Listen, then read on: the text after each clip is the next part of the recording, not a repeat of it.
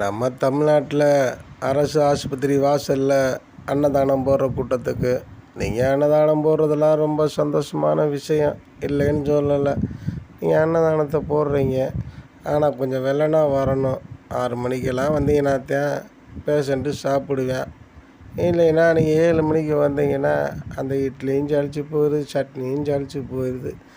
நீங்கள் 5 மணிக்கு இட்லியை ஊற்றி அதை பார்சலாக கட்டி நீங்கள் கொண்டுட்டு வந்தீங்கன்னா அதை சாப்பிட்ற பேஷண்ட்டும் சரி, அதை அவனை பார்த்துக்கிற பேரண்ட்ஸும் செத்து போயிடுவான்.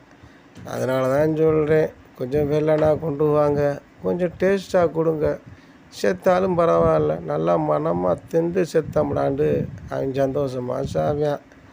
ஆனால் இப்படி இருக்க இட்லியை தின்னுட்டு அவன் வாந்தி எடுத்துக்கிட்டு கக்கிக்கிட்டு தான் தர்றான். நீங்களும் அதை வாங்கிறதுக்கு ஆள் வராமல் உக்காந்துக்கிட்டே இருக்கீங்க, ஆட்டோவில் பொட்டணத்தை வச்சுக்கிட்டு. அது டேஸ்ட்டாக இருந்தால் தானே 4 மக்கள் வந்து வாங்குவேன். இல்லைன்னா கடையில் போய் வாங்கிட்டு வருவோம்டா. நம்ம புருஷனையே உடம்பு முடியாமல் படுத்து கிடக்குறான், அவனுக்கு இந்த இட்லியை வாங்கி கொடுத்து கொண்டுறக்கூடாதுன்னு பொண்டாட்டி வெளியில் இருக்க கடையில் போய் இட்லி வாங்க ஆரம்பிச்சிருவா. அதனால தான் சொல்கிறேன், ஆஸ்பத்திரியில் இருக்க ஏழையை சாப்பிடணும். ஏழையை என்னைக்கு பசி ஆடுறாங்களோ அன்னைக்கு தான் நம்ம நாடு நல்ல சுதந்திரமான ஒரு நாடாக இருக்கும். ஏழையை பசி ஆறணும். அதுக்காக கொஞ்சம் டேஸ்ட்டாக கொடுங்க.